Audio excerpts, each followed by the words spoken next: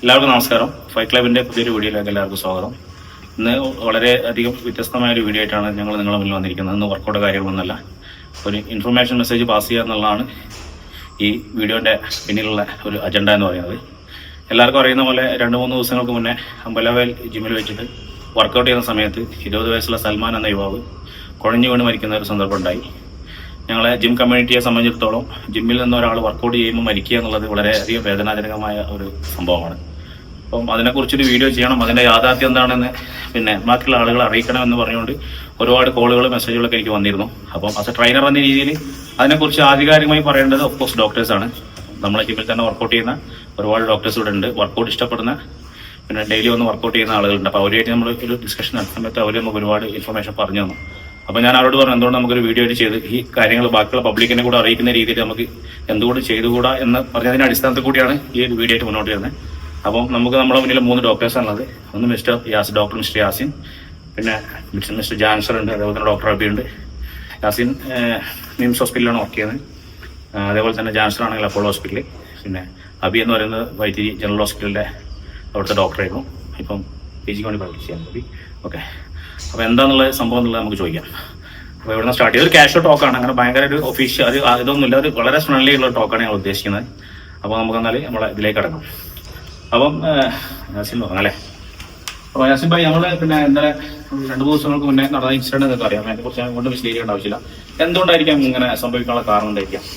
അതില് പല കാരണങ്ങളുണ്ട്. പക്ഷെ ഇപ്പൊ നമ്മള് കേട്ടോടത്തോളം നമ്മളെ അറിഞ്ഞിടത്തോളം മനസ്സിലാക്കിയത് ആൾക്ക് ഓൾറെഡി ഒരു പ്രശ്നം ബ്രെയിനിൽ ഉണ്ടായിരുന്നു. അതായത് അത് അവര് അറിഞ്ഞിട്ടില്ല.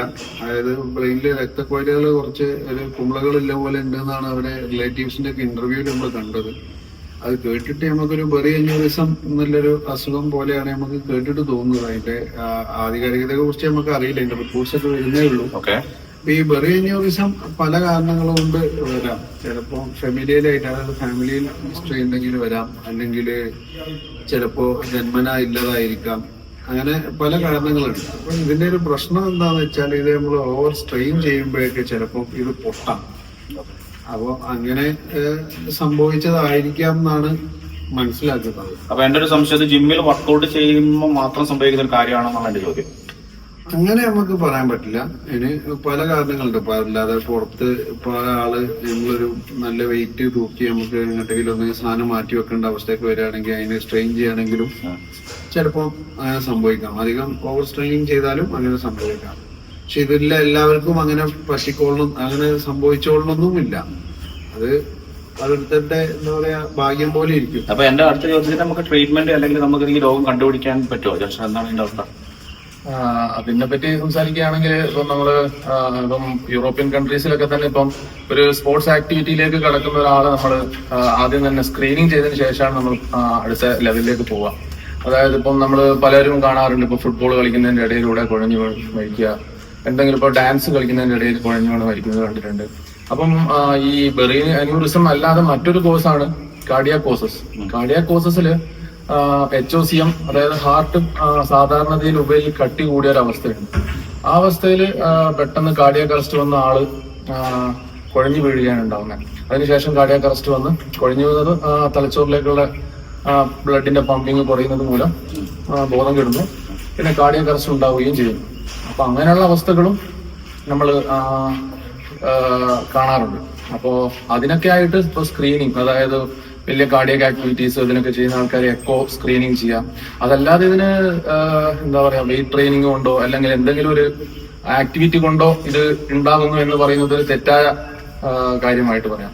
അതായത് ഇങ്ങനെയുള്ള ആൾക്കാരെ നമ്മൾ സ്ക്രീൻ ചെയ്യുക, അവർക്ക് നമ്മൾ കുറഞ്ഞ രീതിയിലുള്ള ആക്ടിവിറ്റീസ് കാര്യം മാത്രമേ സജസ്റ്റ് ചെയ്യൂ. പിന്നെ നമ്മൾ ഇതുപോലുള്ള ബെറി അന്യൂറിസം അതുപോലുള്ള കാര്യങ്ങളൊക്കെ നമ്മൾ ഡിറ്റക്ട് ചെയ്യാൻ MR ആൻജിയോഗ്രഫി, CT ആൻജിയോഗ്രഫി മുതലായ ടെസ്റ്റുകളൊക്കെ ഉണ്ട്. അതിലൂടെയൊക്കെയാണ് നമുക്കിത് മനസ്സിലാക്കാൻ പറ്റുക. അപ്പം എന്റെ ഒരു ചോദ്യം, അടുത്ത ചോദ്യം, നമ്മൾ ഈ കുട്ടി ഇപ്പം ജിമ്മിൽ വന്ന് കളിച്ച ഈ കുട്ടിയുടെ ഈ അസുഖം അവർക്ക് മനസ്സിലാക്കാൻ പറ്റിയിട്ടില്ല എന്നാണോ ഇതിൽ നമ്മൾ മനസ്സിലാക്കേണ്ടത്? അങ്ങനെയാണ് അതിന്റെ ഒരു സാധനം. അതിപ്പം നമുക്ക് നമ്മുടെ ഒരു ലൈഫ് സ്റ്റൈൽ, നമ്മുടെ ഒരു ചുറ്റുപാടിന്റെ ഇത് വെച്ചിട്ട് നമ്മളിപ്പം നമുക്ക് ആർക്കെങ്കിലും ഉണ്ടോ എന്ന്, ഞാൻ ഇതുവരെ എന്റെ CT ആൻജിയോഗ്രാം എടുത്തിട്ടില്ല. അപ്പം ഇവിടെയുള്ള ആരും തന്നെ എടുത്തിട്ടുണ്ടാവുമെന്ന് എനിക്ക് തോന്നുന്നില്ല.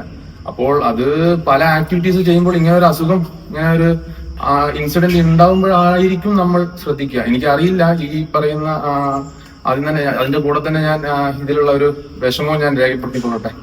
പിന്നെ ഇതിന്റെ കാരണത്താലാണോ മരണപ്പെട്ടതെന്ന് എനിക്കറിയില്ല. റിപ്പോർട്ട്സ് ഒക്കെ വരുന്നേ ഉള്ളൂ ഡോക്ടർ യാസീൻ സർ.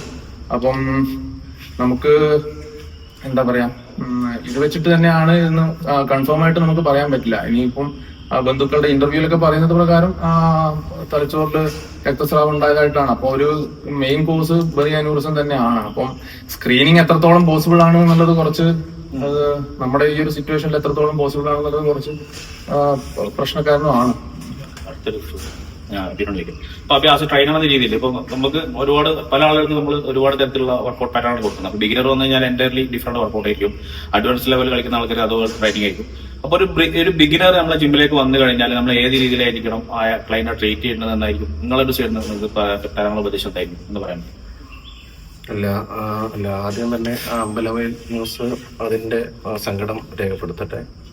അങ്ങനെ പറയുകയാണെങ്കിൽ നമുക്ക് ജിമ്മിൽ വർക്കൗട്ട് ചെയ്യുന്നത് ഒരു കാരണവശാലും അതൊരു മോശമായിട്ടുള്ള അല്ലെങ്കിൽ നമുക്ക് ബാഡായിട്ട് ബാധിക്കുന്ന ഒരു സംഭവമായിട്ട് തോന്നുന്നില്ല. ഇനി ഈഗോ ലിഫ്റ്റിംഗ് അങ്ങനത്തെ അതൊന്നും ചെയ്യാതിരിക്കുക. അതായത് നമ്മളെ കൊണ്ട് പറ്റുന്ന രീതിയിൽ നമ്മൾ പതുക്കെ നമ്മളെ ക്യാപ്പബിലിറ്റി ഉയർത്തി കൊണ്ടുവരിക, അതാണ് ചെയ്യേണ്ടത്. ആദ്യമേ വന്നിട്ട് എല്ലാവരും ഓവറായിട്ട് വെയിറ്റ് എടുക്കുക അങ്ങനത്തെ കാര്യങ്ങളൊന്നും ആരെങ്കിലും മുന്നിൽ എന്തെങ്കിലും കാണിക്കാനെന്നുള്ള രീതിയിലോ അങ്ങനത്തെ ഒരു ഈഗോ ലിഫ്റ്റിംഗ് പോലത്തെ കാര്യങ്ങളൊന്നും ചെയ്യാതിരിക്കുക. ബേസിക്കലി നമ്മൾ ബേസിക് ആയിട്ടുള്ള കാർഡിയോ വർക്കൗട്ട്സ് ഒക്കെ ചെയ്ത് നമ്മുടെ ബോഡി കുറച്ചുകൂടെ കേപ്പബിൾ ആക്കി കൊണ്ടുവന്ന് വെയിറ്റ് കൂട്ടി കൊണ്ടുവരിക. അങ്ങനെ ചെയ്യുന്നതുകൊണ്ട് ശരീരത്തിന് യാതൊരു കേടും ഉള്ളതായിട്ട് എൻ്റെ അറിവിലില്ല. നമ്മൾ എന്തൊക്കെ ജോലികളല്ലാതെ ചെയ്യുന്നുണ്ട്, വീട്ടിലായാലും ഹെവി വർക്കൗട്ട്സ് ഒക്കെ ചെയ്യുന്നുണ്ട്, വേർക്കുന്നുണ്ട്,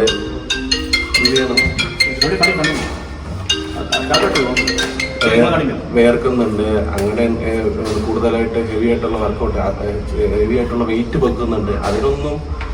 അതൊക്കെയും ഇതിൽ പറയേണ്ട കാര്യങ്ങളാണ്. അല്ലാതെ ജിമ്മിൽ വരുന്നത് മാത്രം ഒരു കാര്യമായിട്ട് പറയാൻ പറ്റില്ല. പ്രോപ്പർ ഡയറ്റ് എടുക്കുക, നല്ല രീതിയിൽ വർക്കൗട്ട് ചെയ്യുക, ബോഡി മെയിൻറ്റെയിൻ ചെയ്യുക, ശരീരത്തിലെ കൊളസ്ട്രോൾ മുതലായ ഇതൊക്കെ കുറച്ച് വയ്ക്കുക.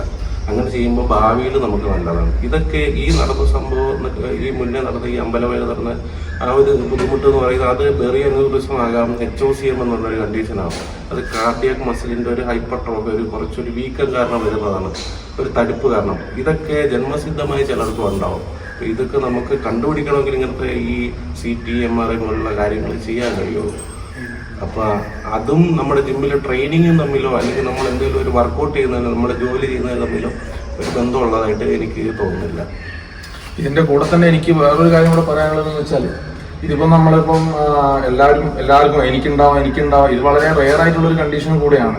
അതുകൊണ്ടാണ് നമ്മൾ എന്താ പറയാത്തത്, എല്ലാവരെയും സ്ക്രീൻ ചെയ്യാൻ നമ്മൾ നിൽക്കാത്തത്. അതുകൊണ്ടാണ് എല്ലാവർക്കും പിന്നെ നമ്മളിപ്പോൾ ഇത്രയും ആൾക്കാരിൽ എല്ലാവർക്കും ആർക്കൊക്കെ ഉണ്ടാവുമെന്ന് ദൈവത്തിനറിയാം. പിന്നെ ബാക്കിയുള്ളത് എന്താ പറയുക, ആർക്കൊക്കെ ഉണ്ട് എന്നുള്ള കാര്യം നമുക്ക് അതിൽ മാത്രമേ പറയാൻ പറ്റുള്ളൂ.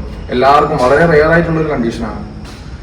പിന്നെ അത് മാത്രമല്ല, നമ്മുടെ ഇതൊരു അപൂർവമായ സംഭവമാണ്. ഇത് വെച്ചിട്ട് ഇപ്പം നമ്മുടെ ഒരു നാട്ടിലെ, അതായത് ഇപ്പോൾ ഇന്ത്യയിലെ ഒരു അവസ്ഥ വെച്ച് നമ്മൾ ഈ സ്ക്രീനിങ് ഒന്നും ഇപ്പോൾ എല്ലാവർക്കും ചെയ്യാറൊന്നുമില്ല. ഇതൊക്കെ കോസ്റ്റ്ലി ആയിട്ടുള്ള ഇൻവെസ്റ്റിഗേഷൻസ് കൂടിയാണ്. ഇപ്പോൾ നമ്മൾ ഈ MRI ആൻജിയോഗ്രാം ഒക്കെ ചെയ്യാന്ന് പറഞ്ഞാൽ കോസ്റ്റ്ലി, അത് പോസിബിൾ അല്ല എല്ലാവർക്കും. നമ്മൾ ജിമ്മിൽ വരുന്ന എല്ലാവർക്കും അത് സ്ക്രീൻ ചെയ്ത് നമ്മൾ ജിമ്മിൽ ജോയിൻ ചെയ്യാറുണ്ട്. അത് പ്രാക്ടിക്കലായിട്ടൊരു കാര്യമായിട്ട് എനിക്ക് തോന്നുന്നില്ല. പക്ഷെ ഫോറിൻ കൺട്രീസിലൊക്കെ അവർക്ക് ഒരു ക്ലബിലേക്കൊക്കെ നമ്മൾ ജോയിൻ ചെയ്യണമെങ്കിൽ ആദ്യം അവർക്ക് മെഡിക്കൽ ഉണ്ടാവും. അവർ A to Z full scan ചെയ്തിട്ടും ഫിറ്റ്നസ് നോക്കിയിട്ട് ഇതൊക്കെ സ്റ്റാർട്ട് ചെയ്യുള്ളൂ. പക്ഷേ നമ്മളൊരു ഡെവലപ്പിംഗ് കൺട്രിയാണ്. അപ്പോൾ അത് ആൾക്കാർക്ക് എത്ര അഫോർഡ് ചെയ്യാൻ പറ്റുന്നുള്ളതും ഒരു പ്രശ്നമാണ്.